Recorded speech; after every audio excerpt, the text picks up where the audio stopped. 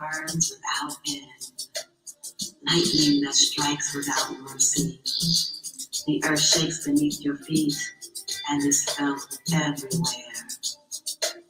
Most mighty one, Oba Kabiesi, Moforibale Shango. Shango has come. Let every human being come and watch. Oba Kosa, the powerful king, my lord, the owner of the big royal drums. Protect us from misfortunes, protect us from illness.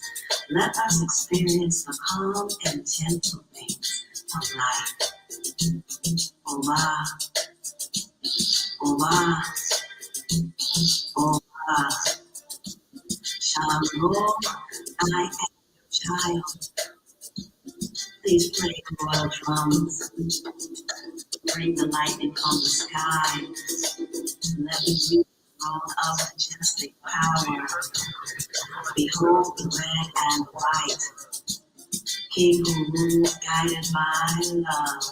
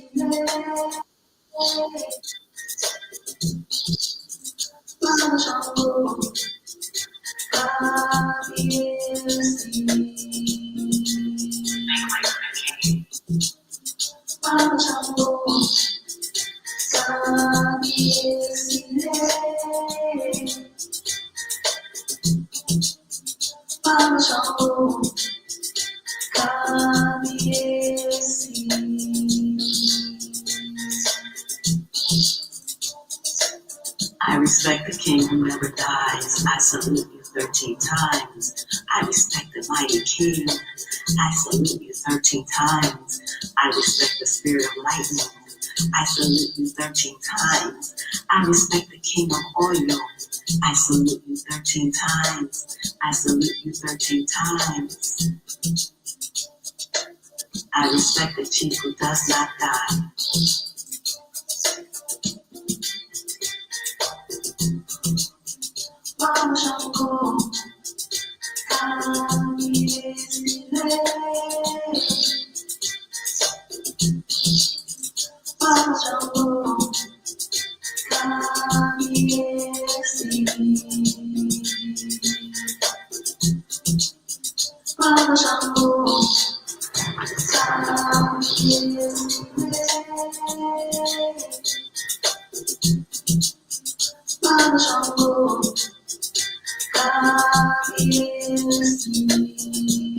Spirit of lightning, I am greeting you.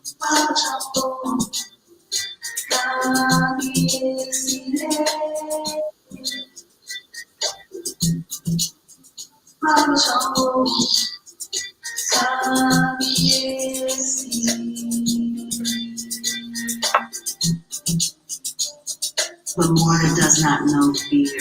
The blind Sacred Mysteries Worldwide. Yeah. Let me no longer know fear. Let me never know fear. Sound go prayers. Yeah. Spirit of lightning, I am greeting you. Talked to Lydia last night. Spirit of lightning, I am Give thanks. greeting you. Yes. Give thanks. Father who is my God, everyone. Give thanks. King who rules guided by love.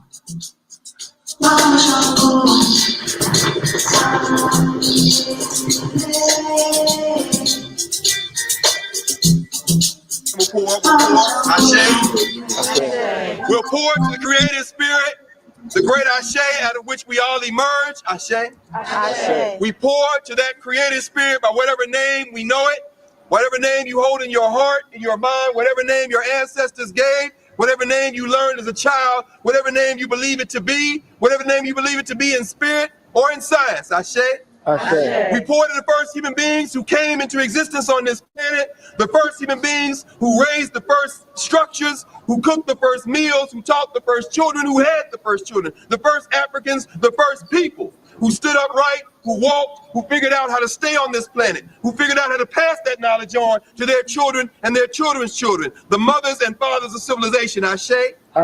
We pour the next libation to their grandchildren, their children's children, those who raised the great early civilizations of Kemet and Kush and Monomotapa, the great medieval civilizations of Ghana and Mali and Songhai and Kanem Bornu. We pour to those who created the great civilizations of the Igbo people and the Hausa people and the Kikongo people and the Mambara people, the great Mande civilizations, the great Kikongo, the great civilizations of Southern Africa, the Bantu people, the great civilizations of Southeast Africa, the Dinka, the Shilluk, the Noor. We pour to those millions who raised the foundations from which the world would learn what it meant to be human in the world. Ashe.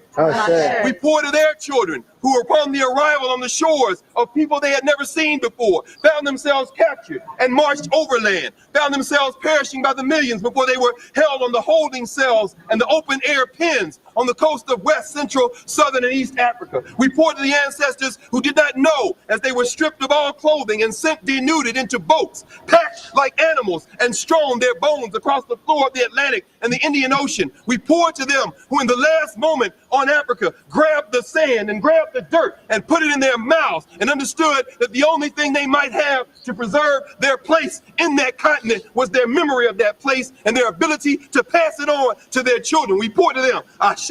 Ashe. We pour to those Africans and their children who finding themselves cast adrift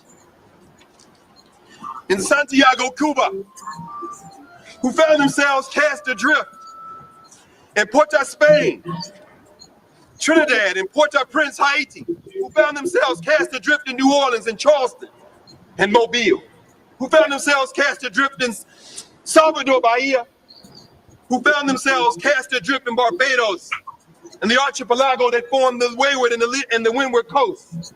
We found them in these places learning Portuguese and Spanish and French, whose often first words was, "Oh my God, oh Madre de Dios," who found themselves praying to survive and pass on to their children the memories. We pour to those ancestors who are represented in the thousands, buried in all the square miles of where we stand, and who sit here, buried before us in 400 caskets forged of wood from West Africa with Adinkra symbols.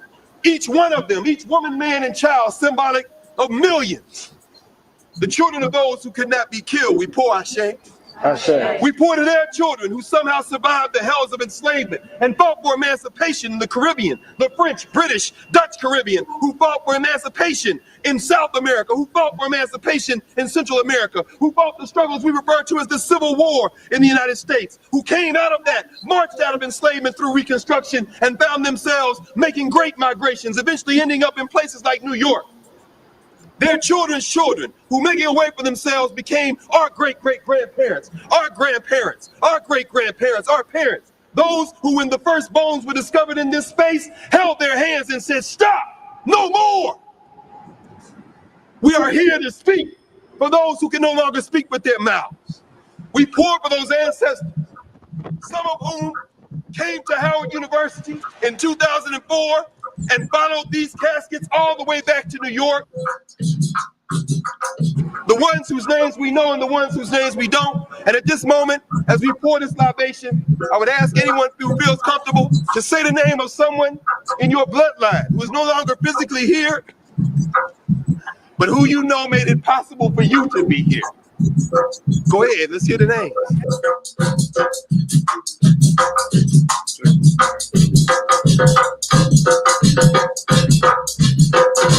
We pour to the names that we hold collectively.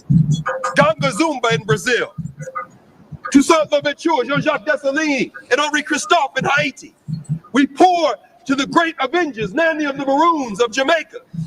We pour to the great ancestors, Harriet Tubman, Sojourner Truth, Frederick Douglass. Say the names that you study. Who are the names of the ancestors that you have come to hold in your heart and your mind as you hope that you can do what they did for us for your children and children's children. Let's say some of those famous names. Malcolm Kwame X, Ture, Fannie Lou Hamer, Honorable Elijah Muhammad, John Henry Clark, John Dr. G. Khalid Jackson, Muhammad. Jacob Carruthers. And finally, two final libations. We pour to those who make it possible for us to do what we do.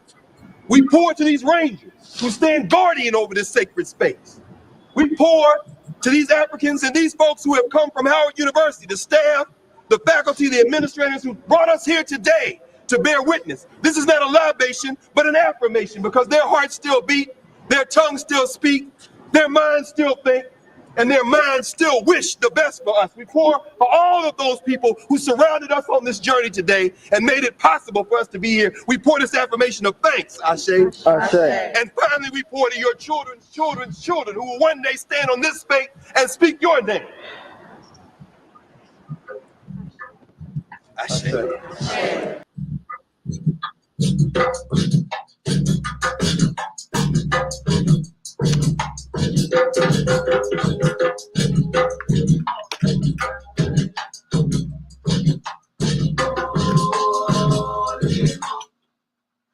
Listener supported community radio, 89.3 on the FM dial, WRFG.org, Radio Free Georgia. Coming in hot on a Thursday afternoon, and we give thanks for life. We give thanks for the present, the moment that we can share together. It's a great gift if we but knew, and we intend on using that gift to the best of our ability. Special times this time of year, because this is a time of reciprocation, a time of cultivation, a time of putting up that beautiful mirror, before you, the loyal listeners, and allowing yourself, giving yourself the opportunity to see yourself as an owner, one with agency as it relates to what broadcasts at 100,000 watts on the radio dial. This is our summer fund drive, FUND and FUN. And we're here for the purpose of affirming that which we've already known, and continue what has continued to support us. You heard it once here, you heard it 1,000 times. Nana Fukia told us clear. Simba Simbi. Hold up that which holds you up. The phone number is 404-523-8989. 404-523-8989 for your pledges of support. Also, other ways to pledge. If you are in the office and can't talk on the phone right now, or cannot just talk on the phone for another reason, you can go to WRFG.org. WRFG. W as in wise. R, radio. F, free. G, Georgia. WRFG.org, and donate choosing the Zeffy, Zeffy, and that covers 100% of your merchant processing fee. So all the resources can go to the radio. And I don't have to tell you why it's important to make sure that resources are continually circulating to amplify this voice. This is your voice. So no one needs to be convinced in these times by the voice of the people.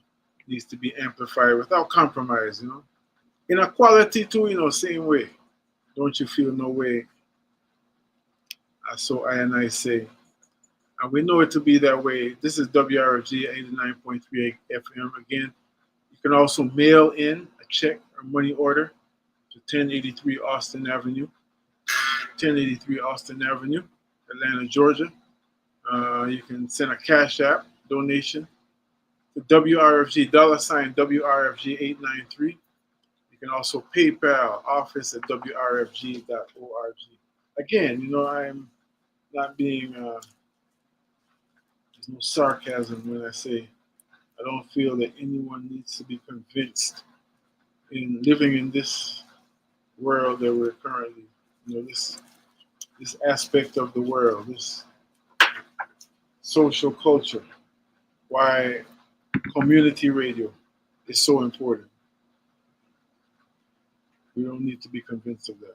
So what we are here to remind you of simply is what our ancestors said in so many different ways. I know it in two variations coming through Africans in the Caribbean. One cocoa, full basket. Is one cocoa at a time. One cocoa here, one cocoa here. You can say apple, you can say peach, whatever you want to say. There's a basket, and one at a time. Everyone contributing what it has, or everything, or every one contributing what he or she it has. Eventually, you see the bottle and the basket fill up, just like drops of rain fill up the water bottle. Even outside when rain is falling, it's catching. I also know one dirty bill down. One dirty bill down. That means that's from my country, Guyana. Saying the same thing. You know the dams, like the levees, that are able to withstand all kind of water pressure and keep us having some place very firm to walk upon. One dirty bill down. Right? Saying the same thing, that one shovel at a time, one wheelbarrow at a time, eventually being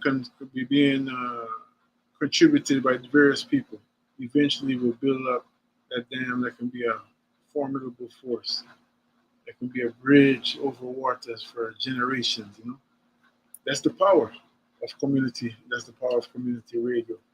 We have some special guests lined up. Right now, you're listening to the sounds of Count Ozzy and the Mystic Revelation of Rastafari. Sounds called Groundation.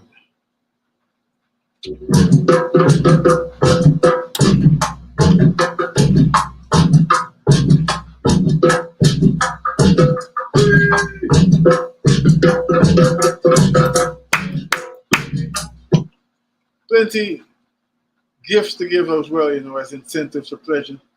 We know that the main incentive is the radio. The ability to take a trip to Jamaica, all expense paid on a Thursday afternoon like we're about to do right now with our sister. You can't pay for that. Money can't buy them kind of thing. To be able to be in two places at once, travel the world through, vicariously through others' experiences, take in the words of the griots, rock to the reggae rhythm, all for free. But nothing is free in this world. Everything, sacrifice makes sacred. So during this summer fun drive, that's what we're asking you to do, to continue to hold up that which has held you up in terms of public information, in terms of so much more that the radio offers. You know what I'm saying?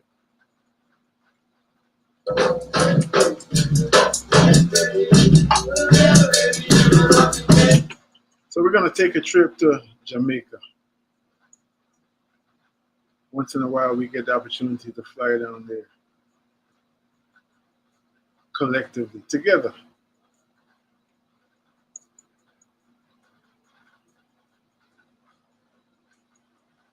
And I feel like it's going to be smooth sailing. We might go through some bumpy memories, but it's going to be a smooth ride because, again, it's a great gift when people study and show themselves approved.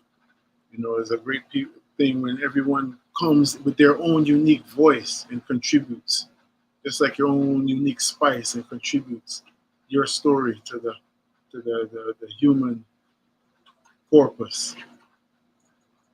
It's a real thing.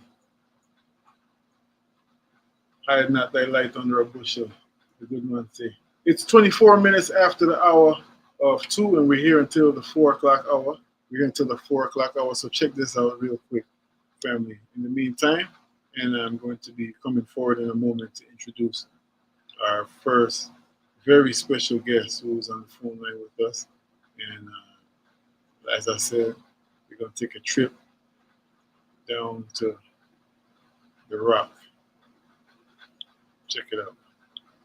Again, the phone number is 404-523-8989, 404-523. A tiny Caribbean island stunned the world Not by war, not by gold, but by picking a side, one that risked everything. That island was Jamaica, and the side, communist Cuba.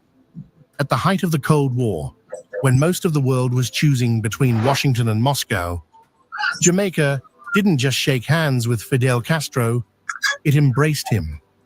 While other Caribbean nations tiptoed carefully between the world's superpowers, Prime Minister Michael Manley took bold steps that left even his allies confused and his enemies furious.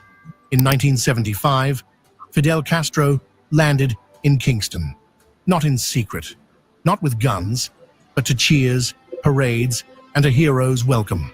Thousands gathered at National Heroes Park, waving flags and singing. Some cried, others stared in disbelief.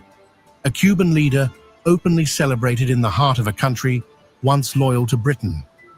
Why did Manley, the son of a national hero, welcome a revolutionary leader into Jamaica with such open arms? The answer starts with a nation in crisis and a dream of something bigger. Michael Manley came to power in 1972, promising change, deep change. He saw poverty not as a fact of life, but as something to fight. He talked about justice, fairness, and giving the poor a chance. His plan?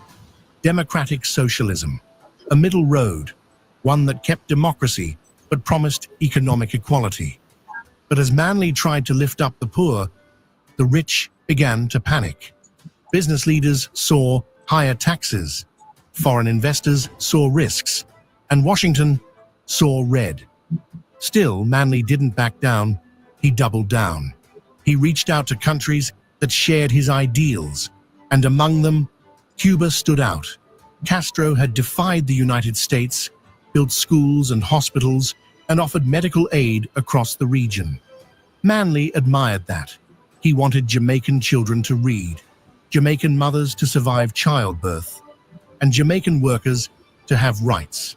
In Cuba, he saw a partner who believed in people before profit.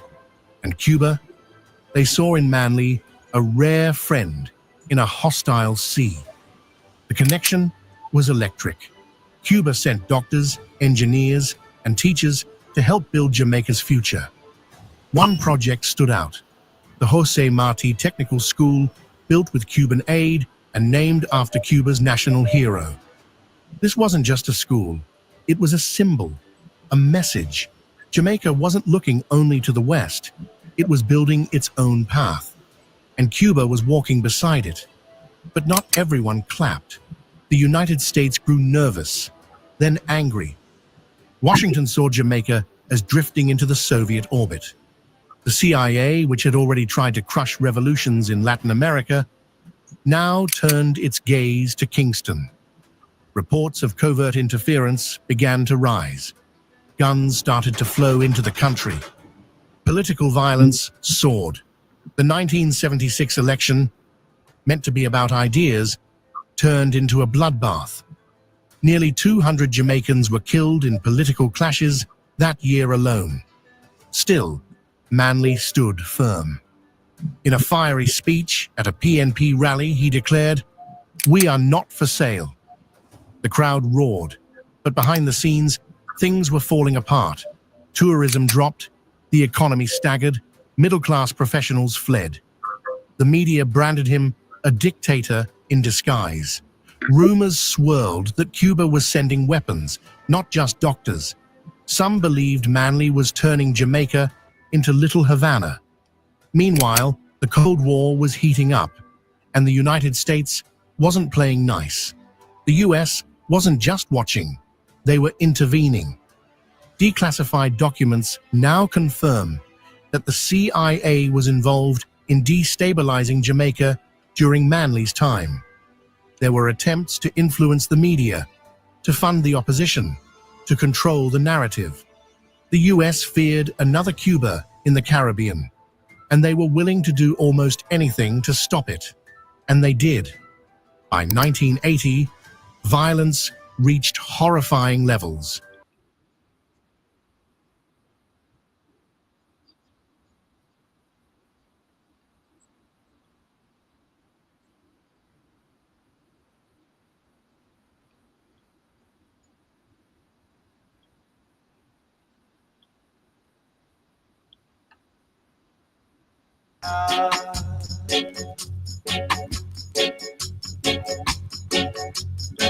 Tribal war. WRFG Atlanta 89.3 Man called John Hope on the radio station again. I give your praises in the morning when I hear the people sing. For a good while now, and they start sitting up and leading up one by one. They take a little something that the war is over.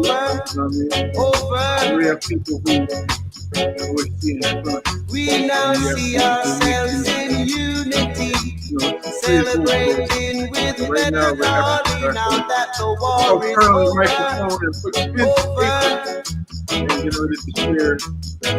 Tribal war. We don't want no more attack.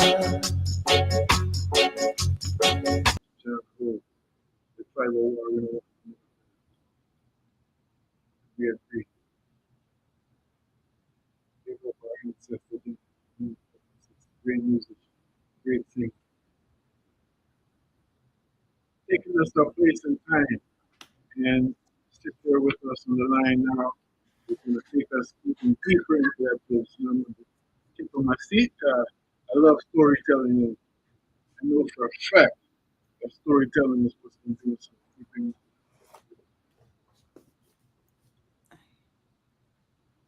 On the Knox label, 1978, John Holt, Tribal War.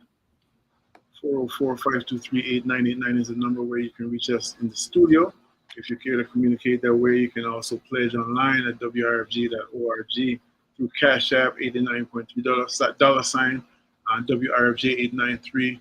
Mail in a check and money order to 1083 Austin Avenue. On the line with us now, without any further ado, I can introduce her from the heart, but I also want to share, make sure I don't miss anything. If we really read her bio and talk about her accomplishment, that would just take the rest of the afternoon just to do that, and we wouldn't even get to the conversation. So we're gonna let the conversation be the introduction. All right. Well, let me just say that Sister Sharon Gordon is an author, actress, producer, host, media personality, and advocate, known for her ability to inspire and empower through storytelling. She has a dynamic career spanning decades. Gordon's work is a testament to the power of resilience and authenticity. Give thanks for authenticity. That's something to celebrate right there, She's born in Kingston, Jamaica, and migrated to New York in her teenage years. Her exceptional work has garnered her numerous accolades, cementing her legacy as a cultural ambassador and community icon. For real, we bear witness. And among her many honors and awards, she's the winner of the 2025 What's Your Story Jamaica 4th Annual Storytelling Competition. That's a big thing, and she has recently released her highly anticipated book, Sherry Baby. And that's what really we invited her to talk about today, this book that I've been hearing about behind the scenes, and I know is now full release. I saw a press release recently that it's on the Amazon bestseller list and all of that. But without any further ado, let's welcome to the airways of WRFG, big sister Sharon Gordon. Good afternoon. Greetings to you, my brother. Greetings. And, I don't know if the public is aware, but from me to you,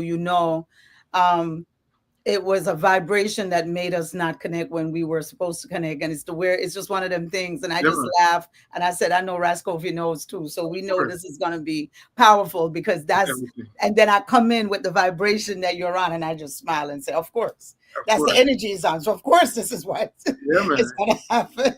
Everything in divine time. I'm so happy to be here with you. I'm so happy to have you on. Congratulations, first of all, on the book. Thank you. I can only imagine it was a labor of love. It took a long time. So we want to go into that. But before we do that, I was just playing a clip just inspired to play, Oh and yeah. kind of give a little bit of context to what Jamaica was like in probably the time of your youth. Yeah, and in the time I'm writing about. Yeah, Exactly. Yes. and there's so much there. Oh, There's so many films that are starting to come out. Some around even like people like Bob Marley, who was such a big figure in terms of Jamaican social development in mm-hmm. the late 20th century. But also other aspects of that society. So I'm hyped because it seemed like you were tackling this. You're taking us into the same neighborhoods Same neighborhood, same time. from a different perspective, from the perspective of a baby girl, A little girl. and that's wonderful. I'm a girl dad, as you know. I So know that. Just like my son hey, Omar. Y'all hey, girl dads. hey, To that's what. your queen, to your princesses now, because they're That's all right. grown. I see That's right. them. Yes, yes. We give thanks. So where do we start this conversation, Sister Sharon? Right where you started this program, right where Okay. I came in and Okay. saw. So people say Sherry Baby, they see the picture, the cover, that very iconic cover, and they think it's a children's book, but it's not. Part of the only thing childlike about Sherry Baby is that it's being told, the story is being told by this little girl. Mm. I did that with intention because too often we go through life judging a book by its cover. Mm, And mm, mm, so this cover is dealing with that. I watch people daily not take a moment to read what my book is about, but can tell me that it's a children's story and they're getting it for the grandbabies. And I smile and I take the opportunity to teach and say, well, it's not a children's novel. And they write me the most beautiful notes. And this is not to be, I'm not being, in any way rude, but if you know anything about Sharon Gordon, I'm a straight shooter. right, And right, I'm right. always looking to educate people, you see. So Sure. it's the wonderful note I get bigging me up on my book that you're getting for my kids and their grandkids, and it tells me you have not taken the time to even read one line, because Sure. if you did, you would have known this is not a children's book. And so part of the marketing of this book is intentional. Mm, Let us not judge a book by its cover. And we mm, need to stop that. And so this story, Sherry Baby, is really a captivating and very insightful journey into that period of time. I take you into 1969 to 1975. You're right there. mm, Tribal War, that song that you just ended that segment with, was an anthem mm, coming out of that time, coming up in like 76, 77. Those were the anthems coming out of that period. The book is called Sherry Baby, A Little Girl's Big Voice in Post Independence Jamaica. Post Independence Jamaica. A little girl, big voice, big voice. Um, at that time, we had just gotten independent, or was it flag and anthem independence? We can talk about that, but that's what it said, that we had gotten independence from the British. And so it was a time of vibrancy and movement and coming to be and claiming and establishing and identifying, reclaiming and claiming, positioning all of all of who, that. what, when, where, how we be as Mhm. Jamaicans, right? From our language to our music to our cuisine. Who are we, these independent Jamaicans? Sherry Baby takes you right in there, my brother, right in there.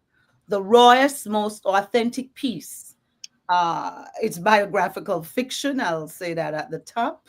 It is Mhm. not a memoir. It is not my autobiography, but of course, we write from what we know. And so there's a lot of me in Sherry Baby, a Mhm. lot of my life and my stories. I pay homage to many folk from family, friends, loved ones, teachers, playmates, you name it.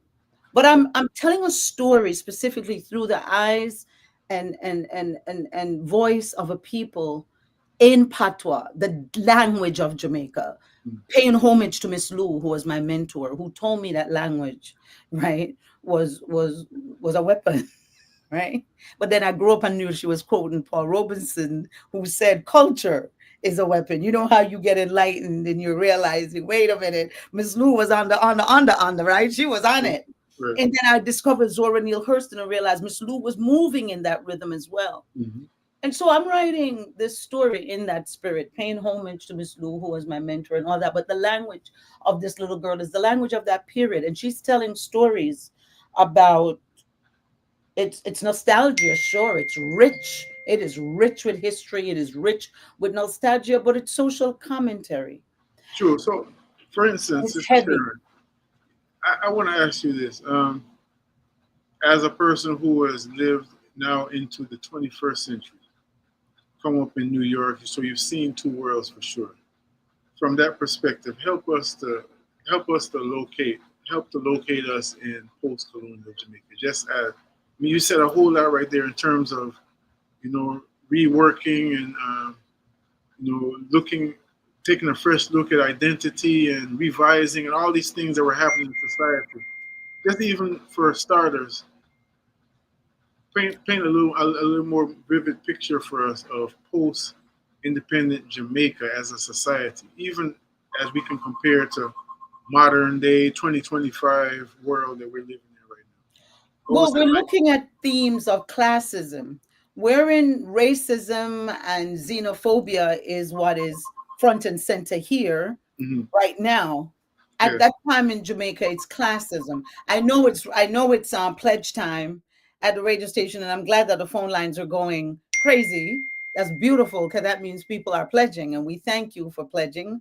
We want you to pledge. We are happy when you pledge and support the mission. So, Raskofi, I am glad that folks are calling and folks are pledging, but it's looking at classism. It's looking at what you spoke about just now, political identity. You delved right into that. It's looking at family, how political identity and classism splits families, how certain cultural traditions that were just the root of who we are. Some people were able to hold that tradition while others wanted to discard it, abandon it. So she's telling all those stories all in one at a time when political identity is center, because like the piece just showed you, you're just coming out of independence. Mm-hmm. You have there's a chapter called Election where she talks about the election of Michael Manley that Mm-hmm. you're speaking about. And so that's why I say it's rich with history, because as much as you are reading a work of fiction, you're transformed because it's so real. It's real fiction. Um, Mm-hmm. and so I'll share with you, if you don't mind. I think it would help. I'd like to Please just do. share with you from, so the chapters in Sherry Baby are not numbered, my brother. It's the first time that you're going to see a protagonist in Caribbean literature that is a little girl with that is presented in this way. If you see girls, it's them being told what to say, how to be, but never a little girl being the protagonist that is speaking, that is sharing. They call her a village lawyer, and there's Hmm. a reason she's called a village lawyer, because that's how she's presenting to us. I'm looking for a chapter for you. She is presented to us in that manner, and because Village she's lawyer, I love as a it. village lawyer, so that you can then accept Advocate her for real. telling stories. Exactly. Yeah. Because we all know a little village lawyer who Yeah, knows. man. What do you mean? And let me Them just run say this, things that run them. and wait, let me add to this. There are curse words in Sherry Baby. Of course. I say to people, how else could I have written her? She is repeating what she's hearing around her. She Right. is in a specific Rollington Town. She's in Kingston, in Rollington Town. Right. That's where you find her. Right. And she is surrounded by a community. She is speaking what she hears. So I'll share with you the chapter called, just a little brief from the chapter called Election. Is that okay?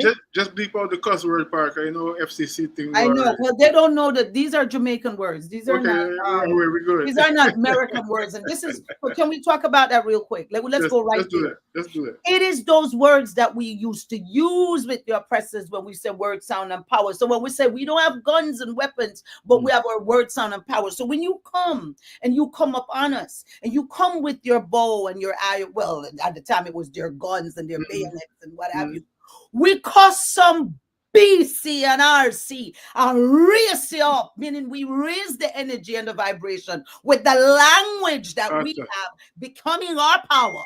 That's And right. we chase them crazy ballads. Out of You town. don't understand the science behind the language. Yes, sir. I hope in Sherry Baby, they get it and they understand I'm language. sure they will, because one thing about Sister Sharon Gordon, she's very compelling when she hold up the microphone. Well, and I also thank you for that. And I also narrated the book. So the book is available in paperback, Kindle, and audiobook. Just search for it. Sheribaby. It's one word. Sherry Baby by Sharon Gordon. Audiobook, whatever. We're out here doing it. So let me share this with you. So this is election. We're inside now, and she's given a report because she is hanging out downtown where the market people are and the vendors are, and she's listening because, like I said, she's a village lawyer, so she is listening to and paying attention to a conversation that is happening. So listen, she says, talk of the election was on everyone's lips in downtown Kingston. The vendors, the business owners, even the beggars talk about being under heavy manners. In my head, I mimicked the conversations I heard between supporters of the Green Lizards, the rich red-skinned people party, and the comrades, the poor black-skinned people party. Comrades wore orange like Mummy and Mr. Thomas and mentioned democratic socialism. I had no idea what it meant or what they meant when they said manly a communist or accused Siaga, Blinaga, as being a CIA agent. The vendors next to me were in an argument. One said, I'm glad them call election. The government are too damn thief. Come, the pretty lady, come buy something from me now, said another. Stop harass the woman. She don't want none of your tan bad green lizard goods. This vendor, dressed in red, stood up and pointed her finger at the other one. Go away from ya, or who have bad goods like you with your communist salt self. A Rastaman looking vendor said, move on a BC from ya, sir. We don't know Efra's politics argument, man. Me no want to hear it. Make me ears eat grass, na man. Vendor in red. Come move me if you're BC bad. And that you for do. Come move way. You must be BC mad. Why? Tell him for me. If my laugh, my pop up. I enjoyed the laughter and exchange between the vendors. Sherry baby, why you not in school, eh? I almost jumped out of my skin when I saw Rascarby, our famous neighbor, who lived across the street standing like a palm tree in front of me, his long dreadlocks stuffed under his multi-colored knit hat. He stared at me and I felt shame wash over me. How you look, sir? Warm to you?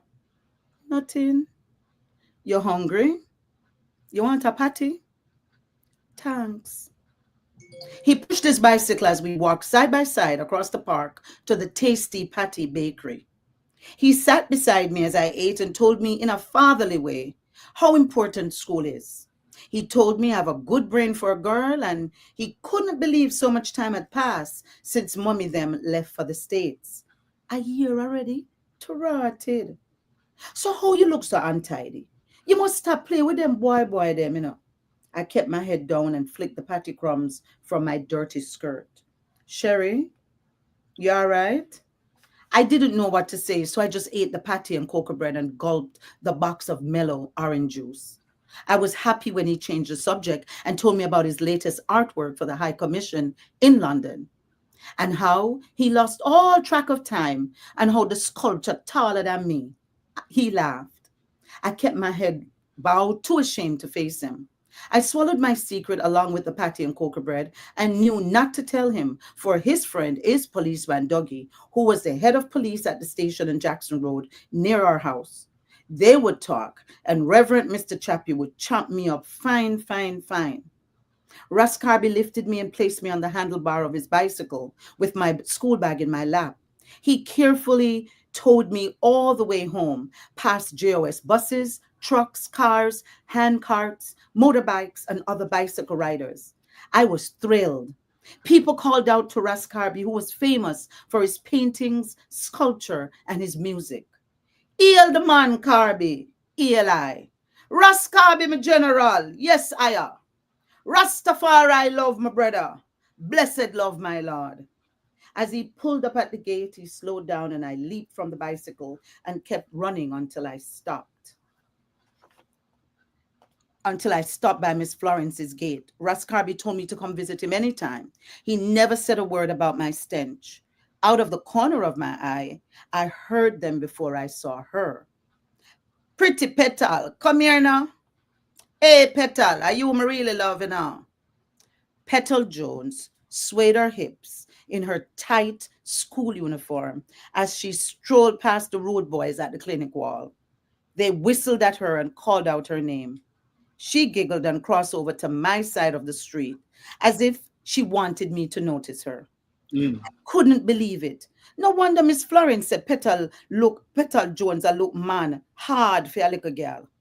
I stuck out my tongue and opened the gate as she sashayed past me and caught my eye. Go away, you frozen like what?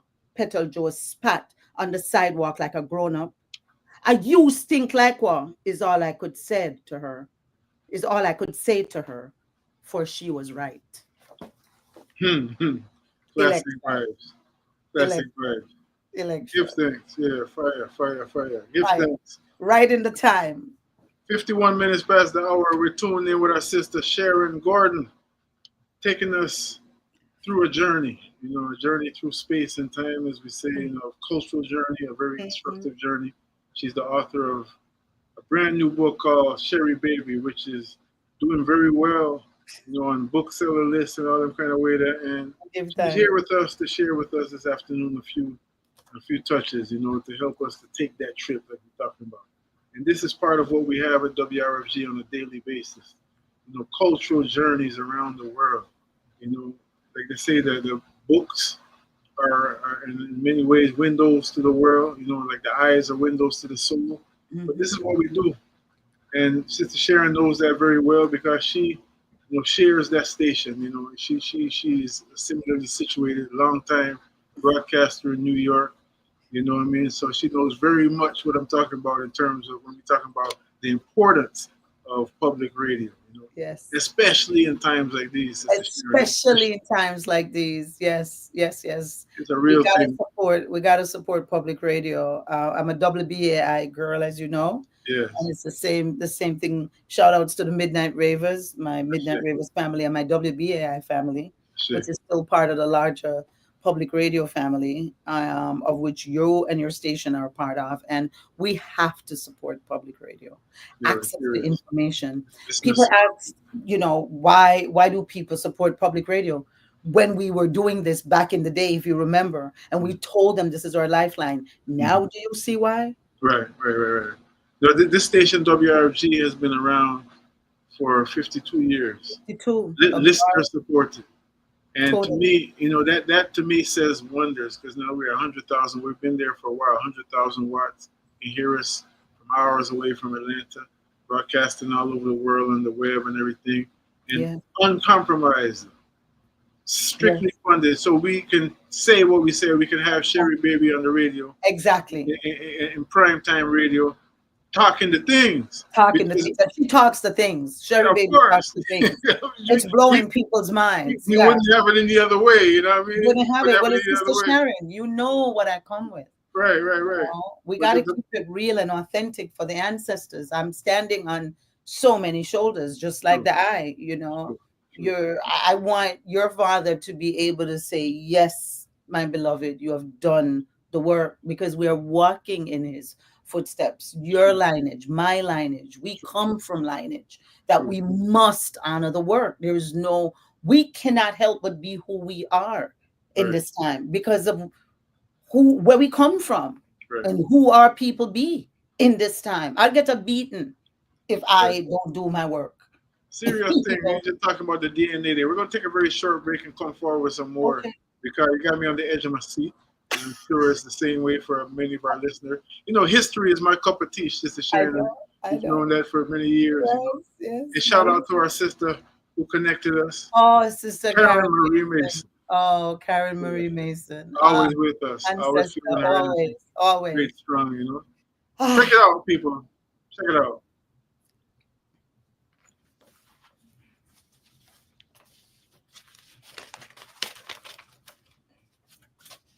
And now that we are together, please make our joys come over.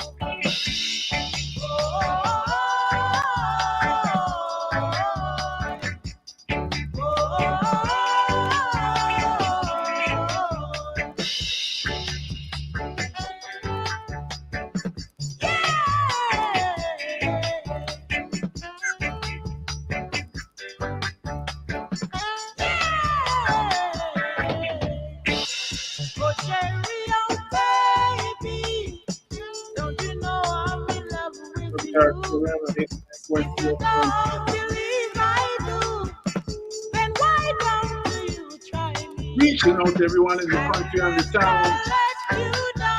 That's the man, we'll never let you down, yeah. Don't you better put the phone down, call it, pick it up and call it, 404-523-8989. We're here celebrating ourselves.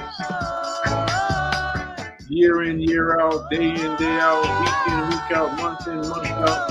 It's always time for celebration of ourselves. And we're grateful that the world is now seeing this in ways that are very tangible.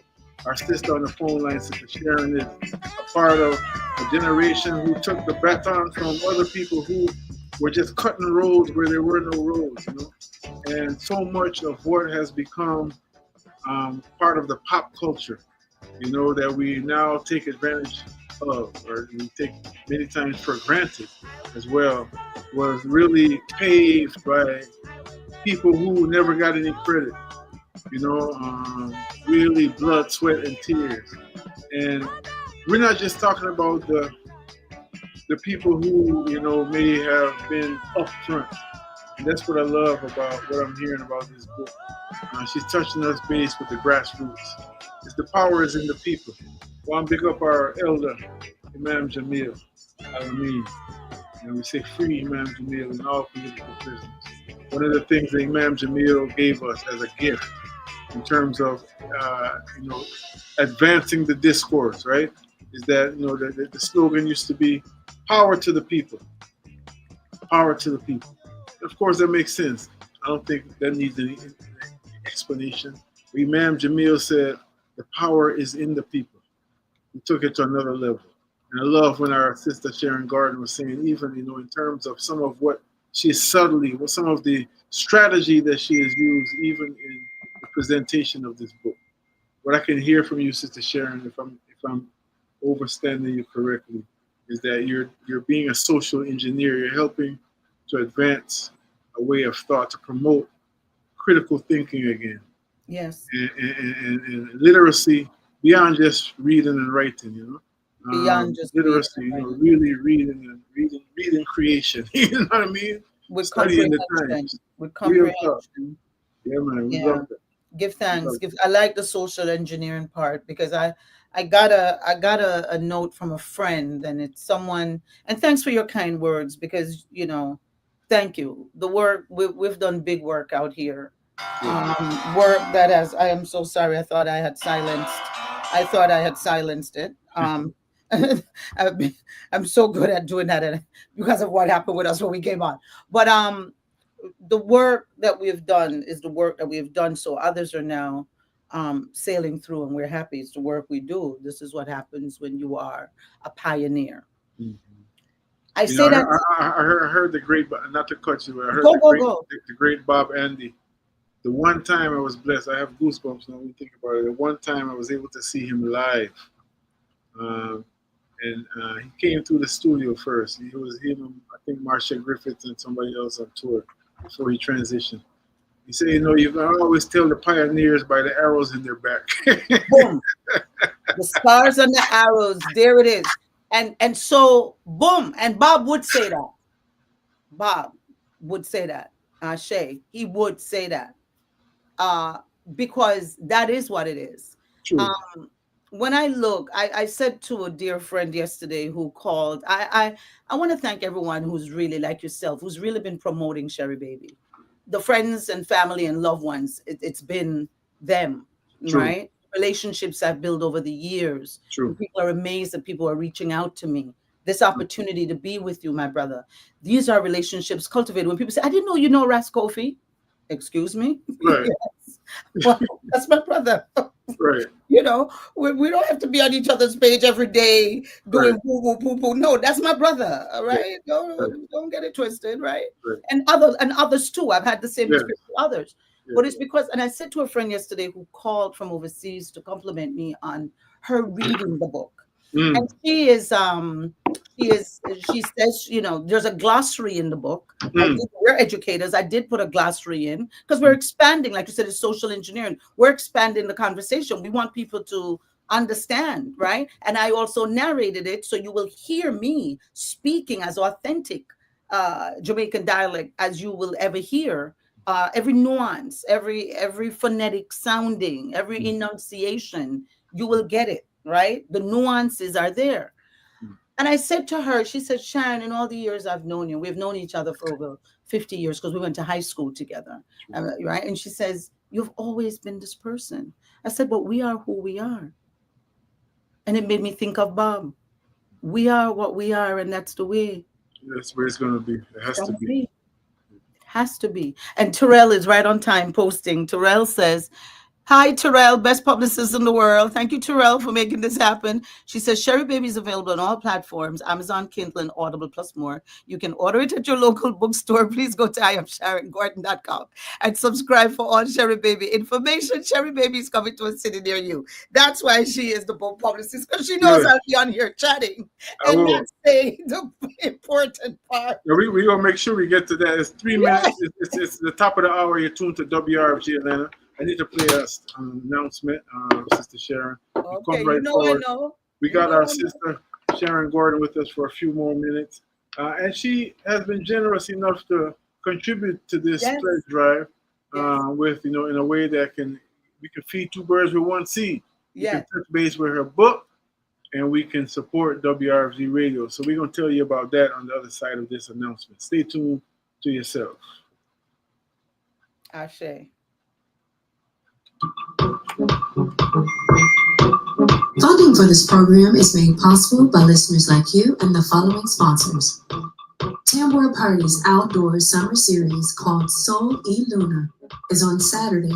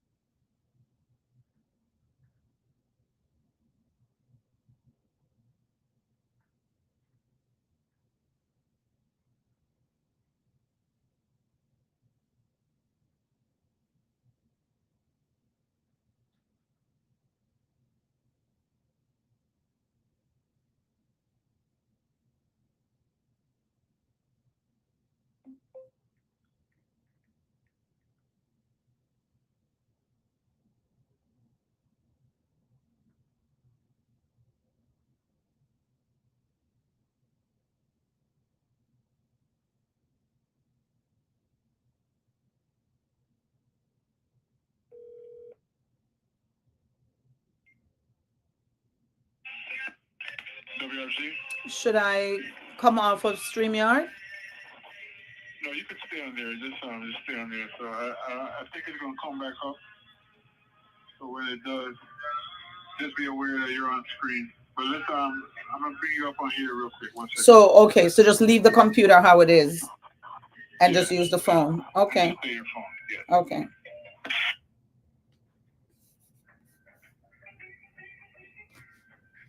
Ross Michael and the Sons of Negus offered the album called Rally Around Plastic Music, bringing us to a time and a place that still exists. You know, there's only time is now. Now is the only time. We know that. And sometimes that's something that seems complicated to wrap our minds around, you know.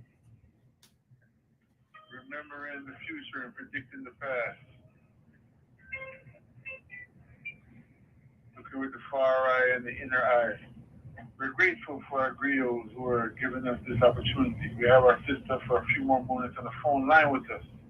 For those of y'all joining us on YouTube and StreamYard, just hold tight.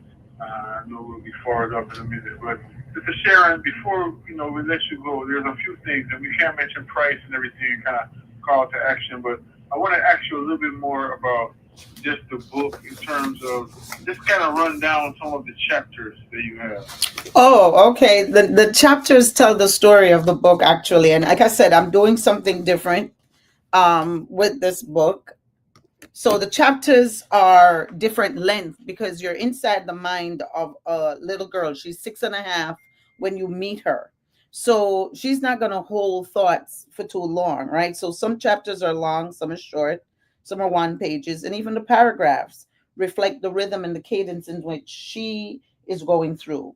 So the first chapter is Birthmark, then Auntie Donna, George, Daddy, the Musketeers, Auntie Pearline, Rusty Nail, New House, Reverend Mr. Chappie, Auntie Irene, Miss Lou, No Christmas, Labrish, Miss Florence, Sly Mongoose, Stopping Season, Mass Chet Boy, Dotty Gal, Election, Notebook, Obiaman, The Return, Missa Tommy, Bunji, Transformation, Petal Jones, New Leaf, Star, Independence Dance, Summer Breeze, Talented, Gleaner, The Cover Up,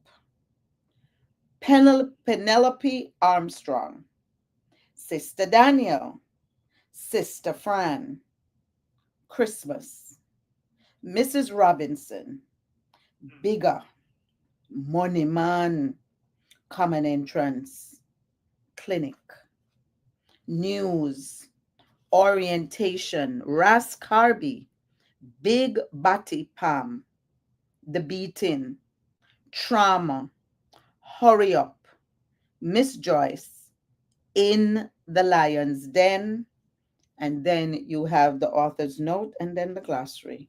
And therein lies Sherry Baby. It tells a story. I'm looking for it. I haven't read I felt like you could have been talking about me. I know you wasn't been talking about people who haven't read a lick. Of your interest and your press release, for sure.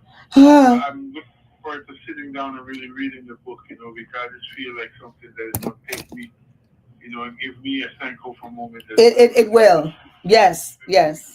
I've been told it's a time capsule. That's the language I'm hearing from people. It's a time capsule. And hello. Sorry. Yeah. And people have said to me it's a time capsule. People have said, like you, that it's just filled them up with a clearer understanding of that time frame and that time period, and they get it.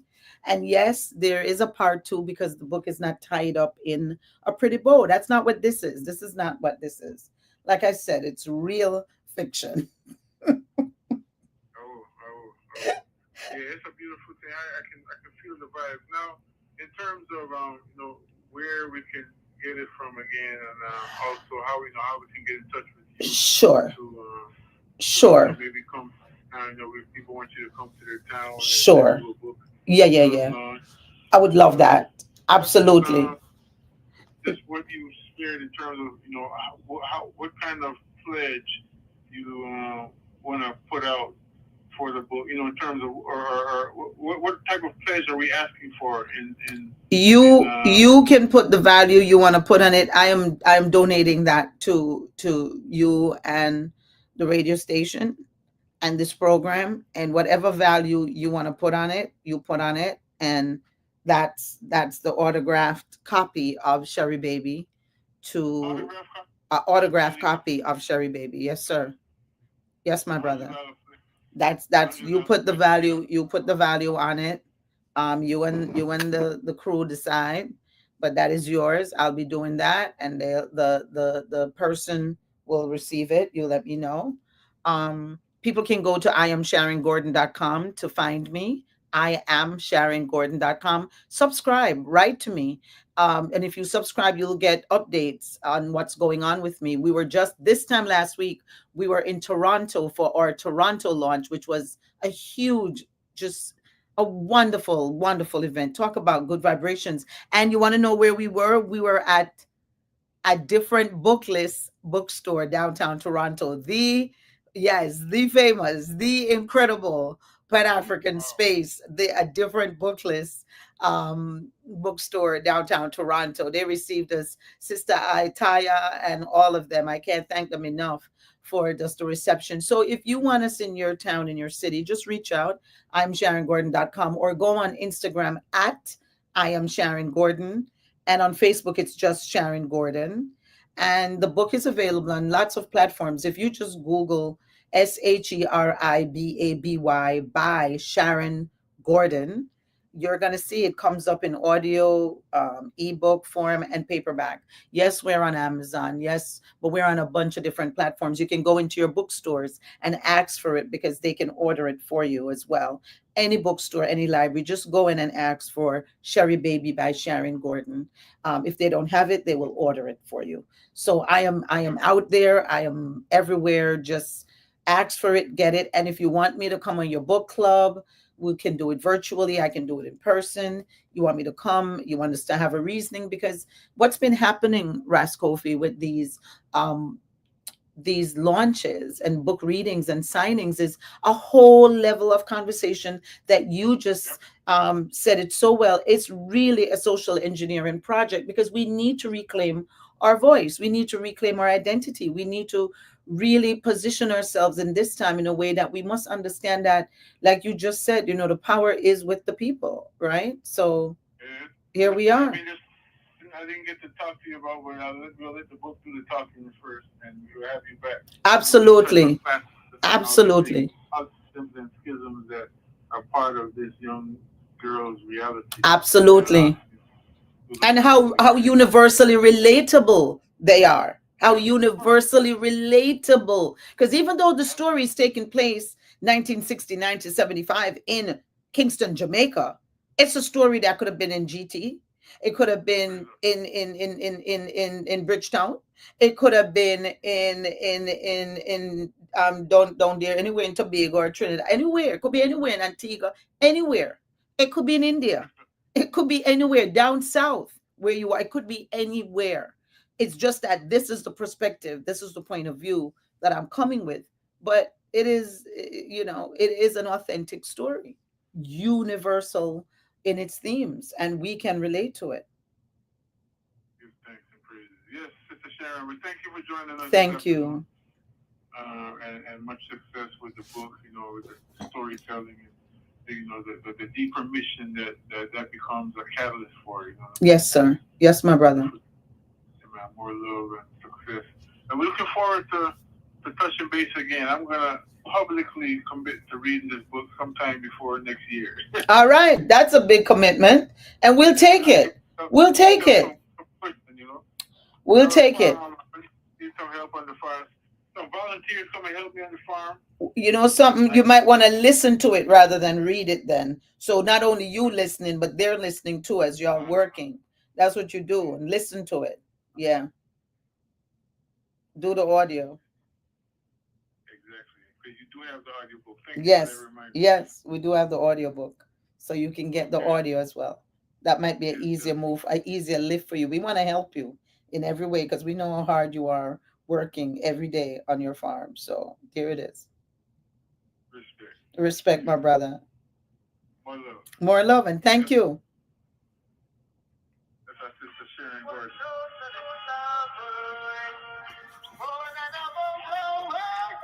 She's gonna stay in Jamaica, you know. Here we go now. Woo.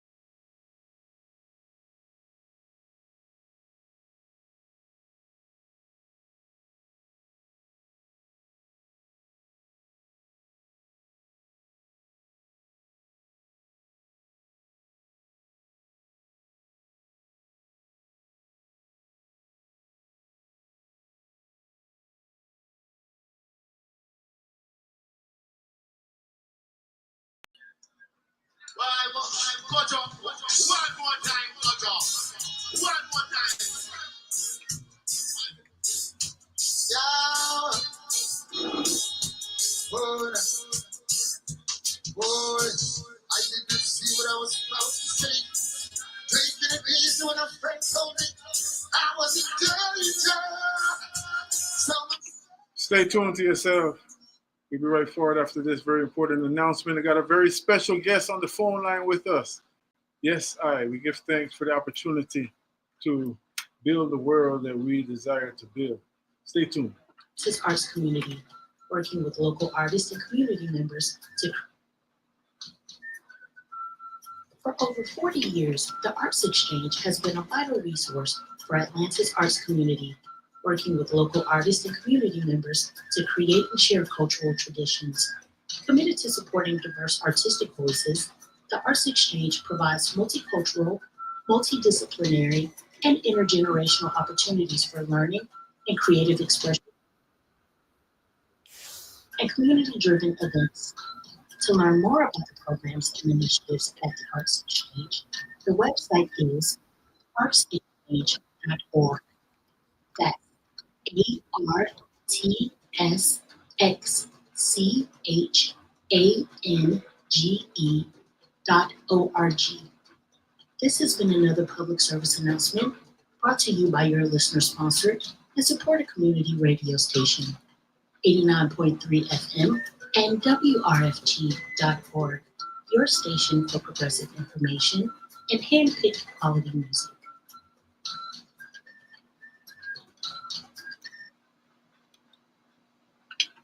We're going to give thanks for the opportunity to be here this afternoon. It's Fund Drive and FUND Drive is the main thing that is It's one of the main recurring activities that keeps us together. You know, that's why it's so very important. That's why we take the time to really to sit back for a minute, to focus on the fact that we have a great tool, a great gift as a community in this radio station and radio stations like it. All day long, you know, you hear that twice a day if you're a loyal listener to WRFG. You're just thinking of what Baba Fukia told us again. Simba Simbi. Hold up that which holds you up. Hold up that which holds you up. So that's about the radio. And as part of that reality, that's reflective on our very special guests as well, you know. You know, that's why we are here, because we are here to give voice to those people who are helping to shape a new world. That's part of what the radio is for. You know, revolutionaries are not really more about destroying and tearing down than they are about building. That's the main essence of revolutionary work. If you talk to somebody, not just somebody who is a loud talker, you know, but someone who is doing revolutionary work in whatever realm of society they are called to work in, you'll see that a common thing is that they build. They build, all right? So on the phone line with us, we have a builder, a builder who is very seasoned in that way. You come from a lineage of builders, an organization of builders, a family of builders, and has done so much to contribute to our Sankofa journey. So it's our duty, it's our pleasure to give voice to that. Stay tuned to yourself, y'all. 404-523-8989 is the number.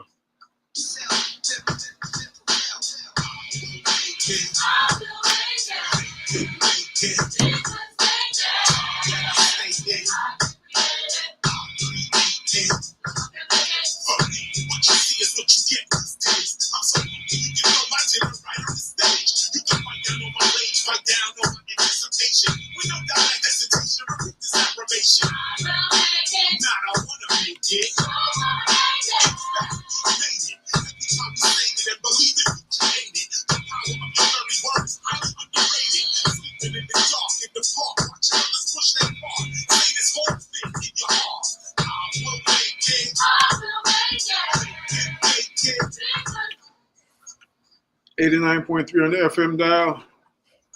Anthem from the Blastmaster, KRS-One. Knowledge reigns supreme over nearly everyone. I know enough of y'all remember the time when in the pop culture, you know, there's a lot going on in the pop culture now. There's a famous trial that just happened, a real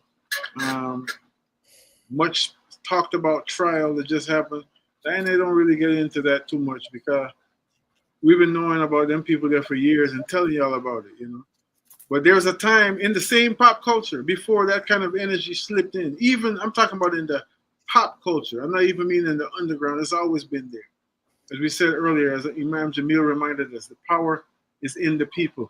The Kiswahili proverb says, Sauti ya watu ni sauti ya Mungu. The voice of the people is the voice of God.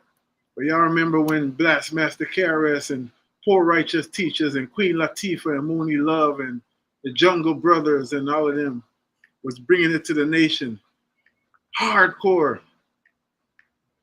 Refuted the whole concept of, you know, like Queen Afua and them refuted the concept of healthy food gotta be bland. They kicked that whole thought of conscious music gotta be boring out the window and was banging everybody in the chest, you know. And then because of the effectiveness of what was happening, you know, as has happened time and time again, there was an interruption. And so I'm bringing all of that as I get ready to introduce our special guest, because one of the things that has always been a huge point of contention, we can call it that, a big prize for people who want to control the world, is the hearts, the minds of the youth. The minds of the youth. The elders know that. Our elders truly know that. That's why they put certain things in place as a part of our culture. And our enemies know that too. So they always This just is what it is. So on the phone line, without any further ado, we have someone who is very special to us in our community because of who she is and what she does, and helping to she and her family, our comrades do in terms of helping to nurture the minds of the youth. You know what I mean? Somebody who actually one of the people who taught me how to teach. Straight up, a lot of what you can benefit now. In terms of um, what we call pedagogy, the way that we relay information, the science that we use, the way that knowing is one thing, but knowing how to express it and make it simple to a baby is another thing. I used to be a teacher at Colombo African Cultural Institute, and I remember having taught it in high school for many years, but it was more, I was able to reach the youth before that because just being myself, I could speak their language.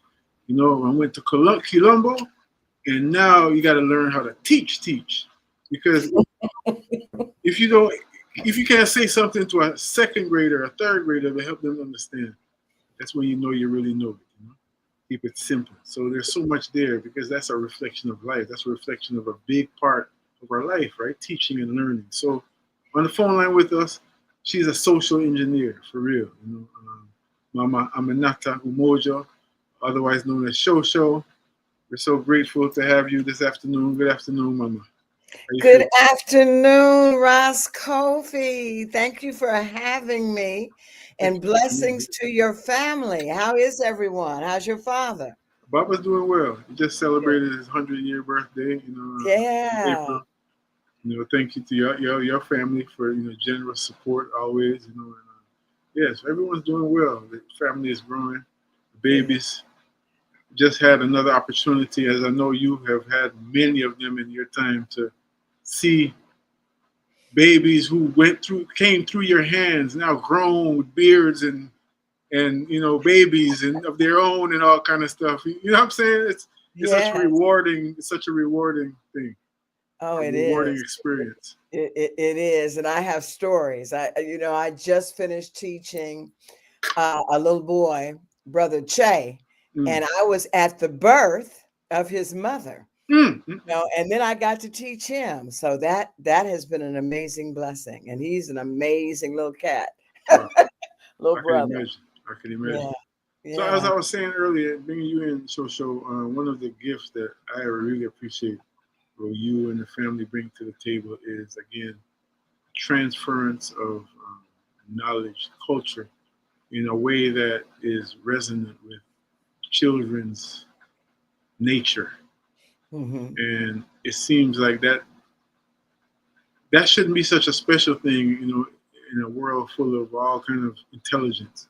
But it's so unique, and that's a blessing and something to have us working on, because it's a blessing because we can highlight an institution like Colombo that really does that.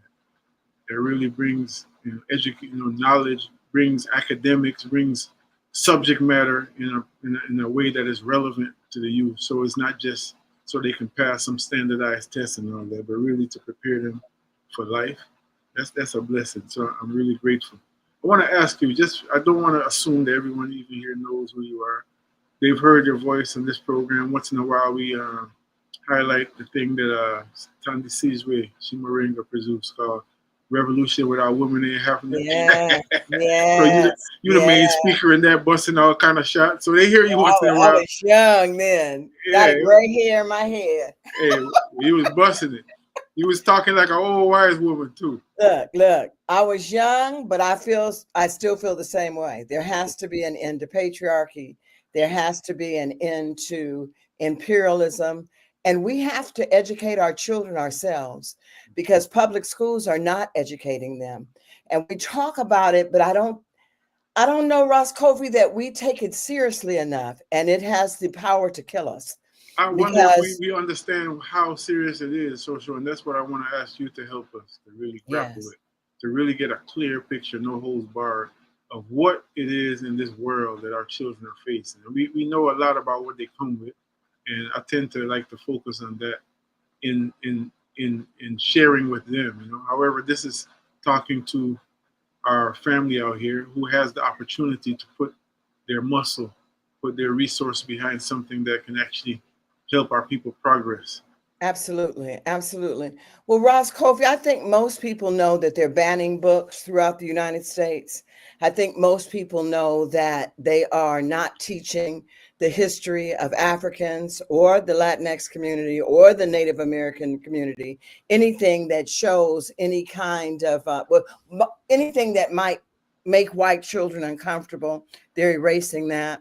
What I don't think people realize is they're not teaching our children how to read. So your child can go to school every day and not learn how to read. So there's a test called the National Assessment of Educational Progress. They give it every 2 years, right? And the scores really have not changed. So the most current scores show that 14% of fourth graders are proficient in reading. 14% of eighth graders are proficient in reading, 14%. which means 14%. That's from coast to coast throughout the United States. They are not teaching our children how to read. And, one of the problems is teachers, and many are dedicated and committed and, spending their money and their time, but they're in a system that was never designed for us. So the system focuses on test scores. So if you come to school and you're in the fourth grade, but you read on a first grade level, they're going to teach you out of the fourth grade book. And unfortunately, that's not benign. What it teaches you is that you can't read. So instead of stopping and teaching children where they are and pushing them to the next level, they just pass them on year after year after year. And keeping them Social back promotion. won't help. Yeah, but keeping them back won't help because they're still not going to teach them how to read. Right. And so we have to start teaching our children to read ourselves. So Quilombo, that's one of the things that we specialize in.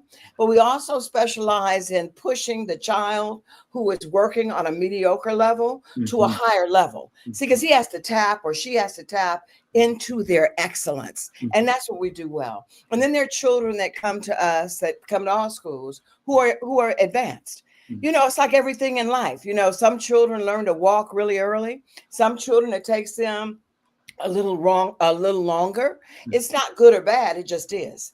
But you have to see where children are, see what their needs are, and meet those needs. And public school is not doing that. And public school has never done that. And that's not just Aminata Unoja. Look at the National Assessment of Educational Progress. Ask your school, what are your scores? What are Black children doing in your schools? And so it is really important that our children learn how to read, because if you can't read, you're not going to be able to get a good job, let alone work for yourself. And that's what we want our children to come out doing. We want them to dream big dreams and achieve them. Black children are amazing. They are divine. They are our gift from the Creator. And it's time for us to make them a priority. So even if you don't attend Quilombo, and we would love for you to attend Quilombo, and we have just moved to the Lithonia area, we got a van that's going to come from the West End so that we don't lose our West End parents. I believe the van is going to meet at Ayatoro Shop on Lee Street and bring the children on, but even if you don't support Quilombo, support a Freedom School. Because it is time for us to educate our children ourselves. It is something that we have neglected for too long. And Freedom Schools, you have the Council of Independent Black Institutions. You can find a Freedom School in your area, but Freedom Schools financially struggle. And that doesn't make sense because Black folk, even though many of us are poor, many of us have money. Yeah. You know what I mean? We're drinking that good liquor. We're going buying those nice clothes, going to Jamaica, going to Africa. Some of us even going to Europe. You know what I mean? Black folk, I was just saying the other day, Shosho, I was having a conversation with someone who would be one of your peers, Baba Malik Yakini from Detroit. And I had posted on Facebook a quote by Malcolm X, Haj Malik Shabazz, about Mawali. And in essence, he was saying that one of the biggest maybe mistakes of the movement in that time when he was speaking was that attempting to organize people around a specific idea without first waking people up. That's how he put it. He said, you know, when people get awakened, then it'll be a different thing. And there was some debate about that. You know, Baba Malik was saying that, you know, well, I understand that, but I also side with I resonate with what Samora Michelle said, that revolution is sometimes the best teacher, you know, and meaning like that the learning is in the doing. But what it came down to it is like a point was raised that, you know, just even 6-7 months ago, regardless of how one feels about United States politics and all this kind of stuff, a whole bunch of black people in 48 hours raised like millions of dollars. Yes. As one example. Yes. To possibly elect someone who would at best be a black face of empire. That's just the reality. Yes. And then our schools, and these are people who are talking about touting the importance of education, you know? Yes. Importance of knowing yourself and all these things.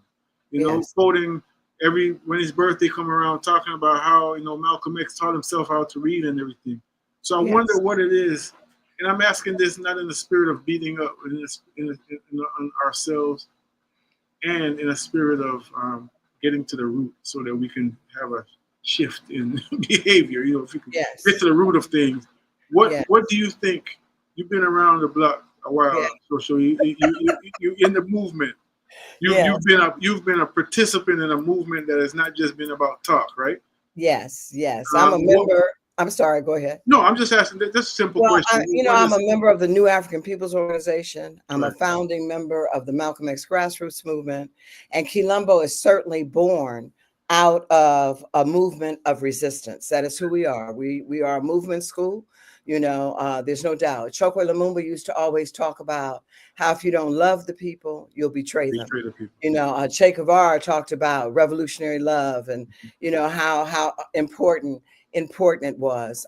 We have to love our people and we have to love ourselves and we have to get well because we were raped. You know, we were manipulated and mutilated. Our history and culture was taken from us. So we're all in the process of healing.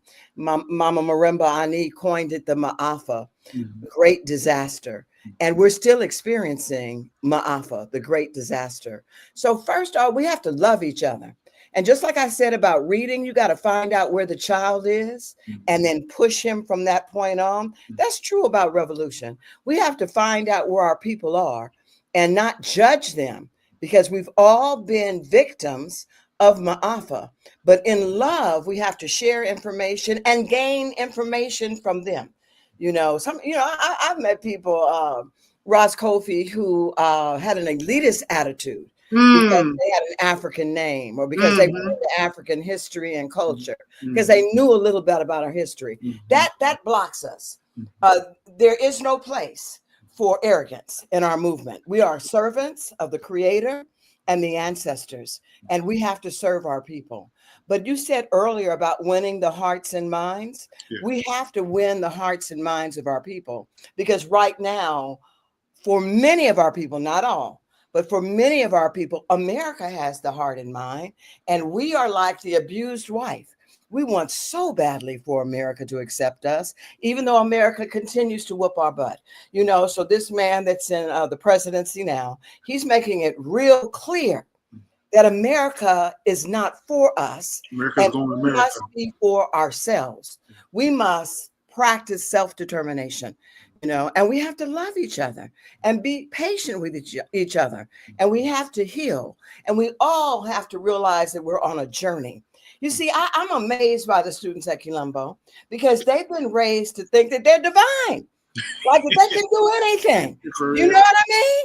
Yeah. So the first time we started teaching them, we were in a little house in Decatur, and Mama Ayo was our foundational teacher. She was our teacher then.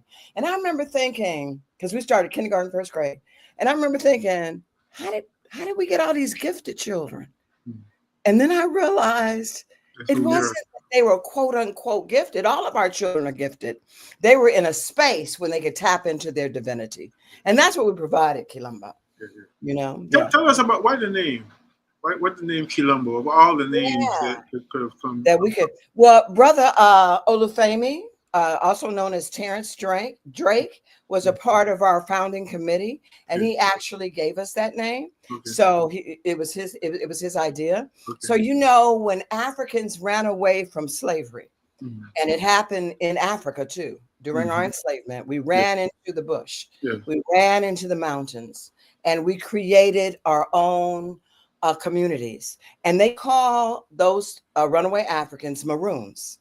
But maroon means runaway animal. Okay. So we're not animals, right? So the largest Quilombo was in Brazil, and its name was Quilombo, but it's Quilombo. So we just changed that to Kilombo. We just changed it to a K. So we are creating a safe place for our people. We're creating a war camp for our people because we're at war against drug addiction, against illiteracy, against capitalism, against imperialism, against hate, So we are in the tradition of the Quilombos. I want to take a short break. We don't have too much time left with Mama Aminata Unoja. We're talking about independent African school. We're talking about freedom school.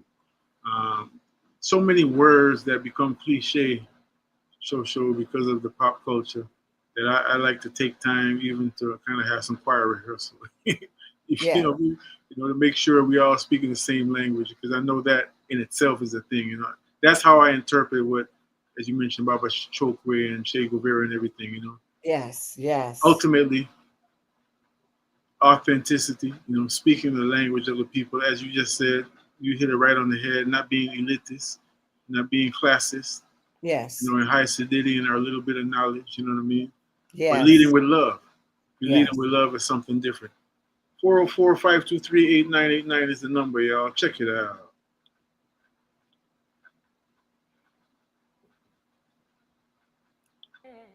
Are not your children? They are the sons and the daughters of life, longing for itself. They come through prayer to the creator of all things, both mother and father, known by many, many names. Asante Sana. Thank you for this day. Asante Sana. Thank you for creating us in your image. Asante Sana. Thank you for giving us minds to think, bodies to move, and spirits to rejoice. Help each of us contribute to the unity of this place. Help us be kind in word and deed as we move closer to the liberation of our people. Uplifting our Huru, love and freedom. I can give them your love, but not your thoughts. They have their own. The Quilombo Libation. Oh, ancestors, blacker than the skies at midnight, brighter than the noonday sun, and all the beautiful shades of Africa in between. field hands, house servants, factory workers, teachers, preachers, freedom fighters, Ashe, those who resisted in silence, Ashe, those who resisted out loud, Ashe, those whose bones are upon the Atlantic Ocean, those who chose to survive. great ancient priests, warriors, and mystic sciences. Give us the inspiration to fight 1,000 lions. Give us the alignment to unravel the mysteries of the universe. Give us the sustenance to travel through the trackless walks of this harmony. Praise be to Black African names, Ashe. Help us in this time of need, Ashe. Now calling your personal ancestors. You can house their bodies, but not their souls, for their souls dwell in a place of tomorrow, which you cannot visit, not even in your dreams. You can strive to be like them, but you cannot make them just like you. We say Ashe, Ashe, Ashe, oh. We are African, and we happen to be in America. We're not American. We are people who formerly were Africans who were kidnapped and brought to America. Black American excellence, Black American community, and we are committed to liberation. We're empowered by the Creator and the spirit of our ancestors. Oh, nothing stop us. Freedom is ours. Uru Sasa, Uru Sasa, Uru Sasa Sasa. Hey, Colombo, boy, let me tell you. What was your vision for founding Colombo? So I went into the public school system, and I was there over 20 years. And then one day, in a large public school system here in Georgia, I was on my way to a meeting, and I got depressed because I knew the system was not for us. So we started a freedom school, and it has been a blessing because I come to school, and the children know that they're loved. And we've taught children who can't read how to read. And now in my middle school class, everybody reads. As a matter of fact, we're about to get into the autobiography of Malcolm X. So it is, it's joyous.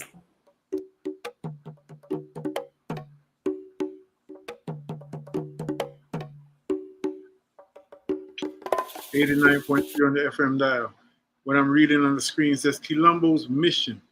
Colombo fosters let me start over. Colombo fosters an academically excellent and culturally relevant education that produces students who are equipped to succeed globally and are committed to social justice.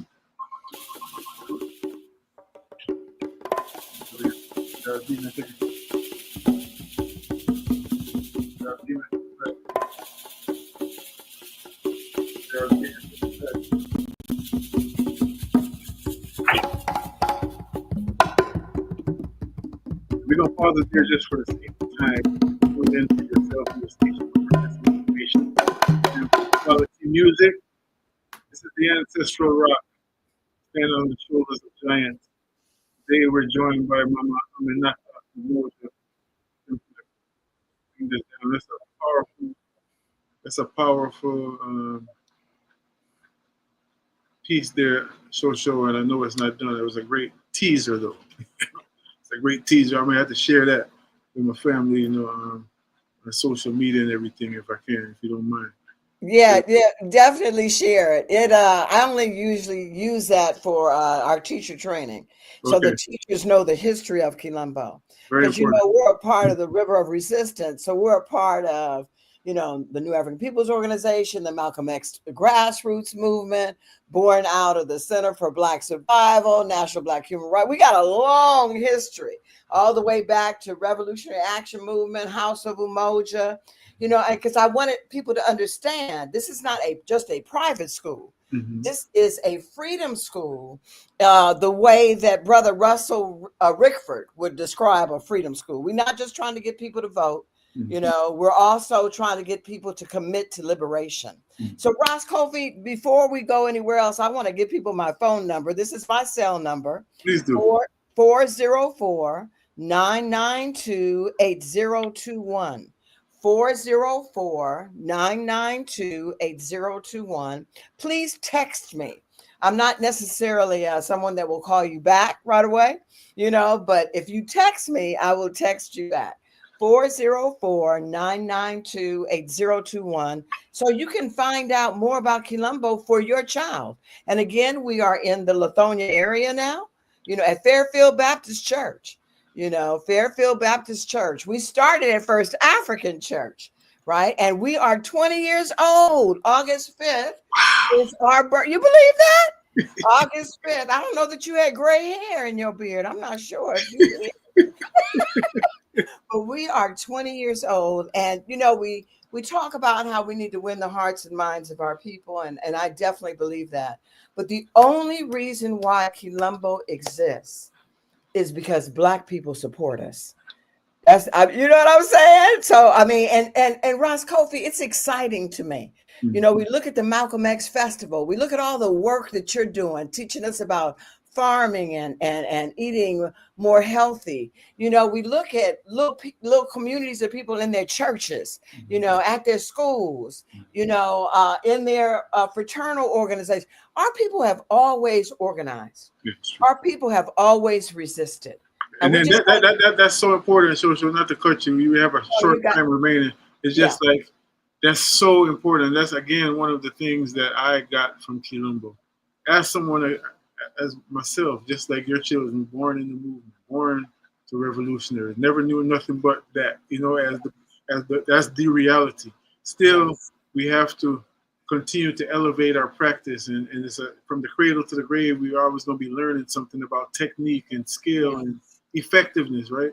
And one of the things I really enjoy about Quilombo is that it focuses on storytelling, like Baba Wakesa say, from the inside out. So important to tell our own story. To tell, without changing the facts, to tell the real deal.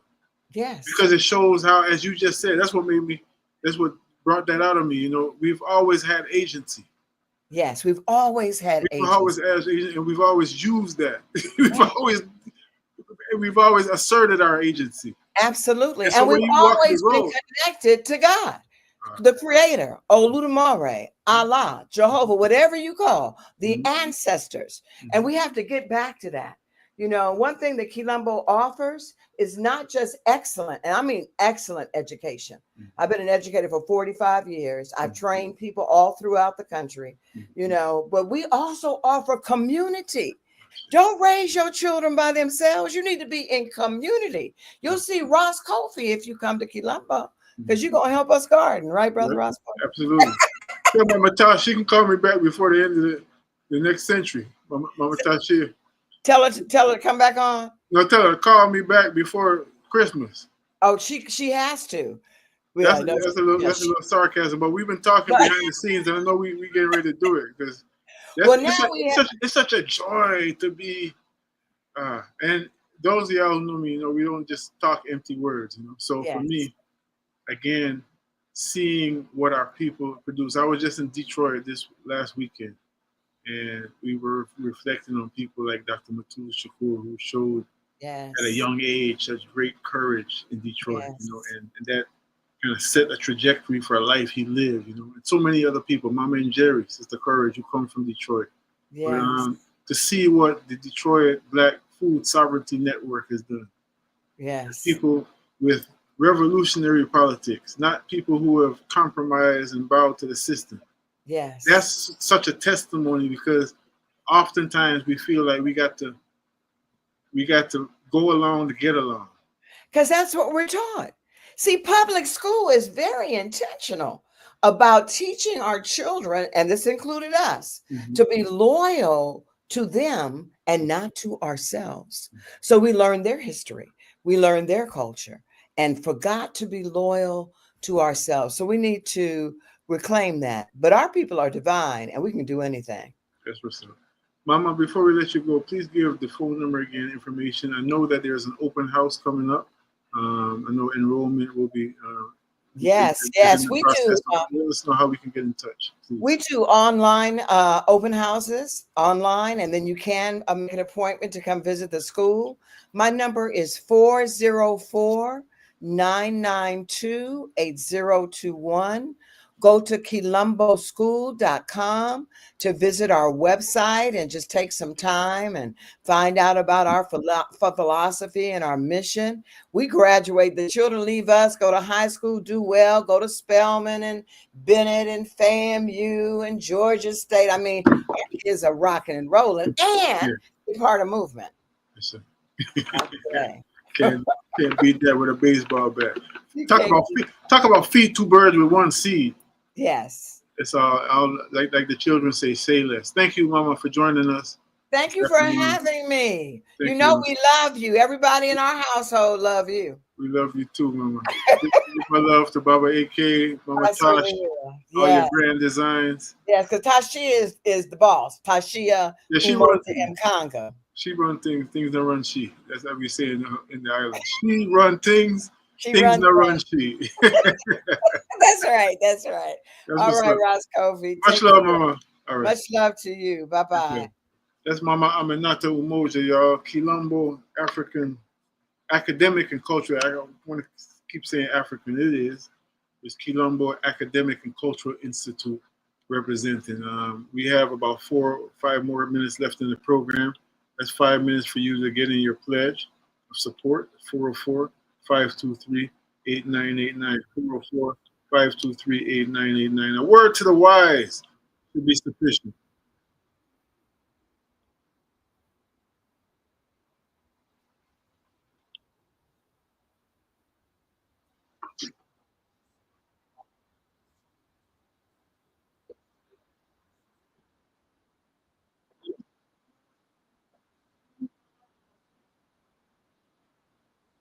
march through a wilderness, bring water out of rocks, manna from heaven, and bring his people to freedom land. What's in your hand?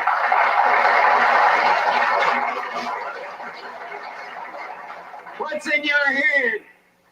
George Washington Carver, who was so frail that he was traded for a broken-down horse as a slave boy. And George Washington Carver, sitting in the science laboratory at Tuskegee, told me, he said, Dr. Powell, he said, I just go out in the fields each morning at 5 o'clock, and I let God guide me. And I bring back these little things and work them over my laboratory, and that man did more to revolutionize the agricultural science of peanuts and of cotton and sweet potato than any other human being in the field of agricultural science. What's in your hand? Just let God use you, that's all. What's in your hand? I've got a string in my hand, that's all, and I'm flying a kite. And way up in the heavens, lightning strikes it. And I, Benjamin Franklin, discover for the first time the possibilities of electricity with a string in my hand. What's in your hand? Little hunchback sitting in a Roman jail? I haven't got anything in my hand but an old quill pen, but God says, write what I tell you to write. Paul wrote, I have run my race with patience. I've finished my course. I've kept the faith. Henceforth is laid up for me a What's in your hand, little boy? All I've got is a slingshot. And the enemies of my people are great and big and more numerous than we are. Well, little David, go down to the brook and pick out a few stones and come on back and close your eyes if you want to and pull back that slingshot and let it go. David killed the biggest enemy, the leader of the giants, against his people, and his people became free, just letting God guide a stone in his hand. And a few years passed and David is a king. And God says, what's in your hand? He said, I've got a harp in my hand. He said, well, David, play on your harp. And he played, the Lord is my shepherd. I shall not want.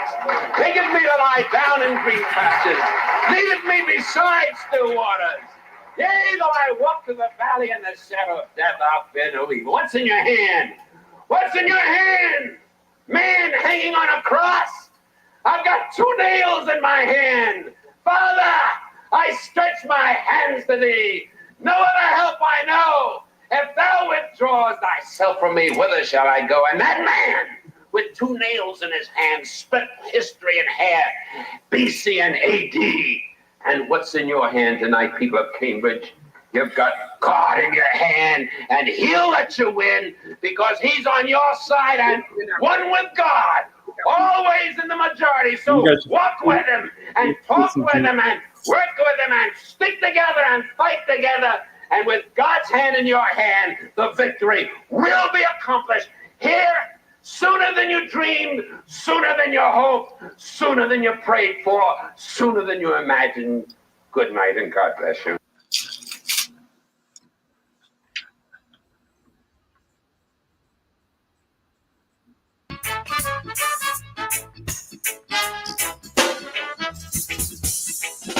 We're marching out the old towards the new century, armed with the new technology.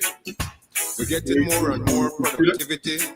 Some things looking up for prosperity. But if everyone gonna get a share this time, well, mentality must get left behind.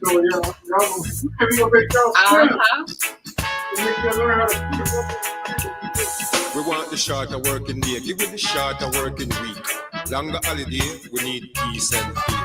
More time for leisure, more time for pleasure, more time for edification, more time for recreation, more time for contemplate, more time for ruminate, more time. We need more time, with more time.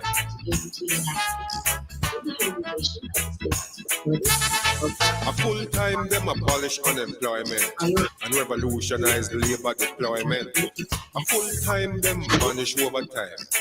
Make everybody get a work this time. We need a higher quality and liberty. We need it no one for everybody.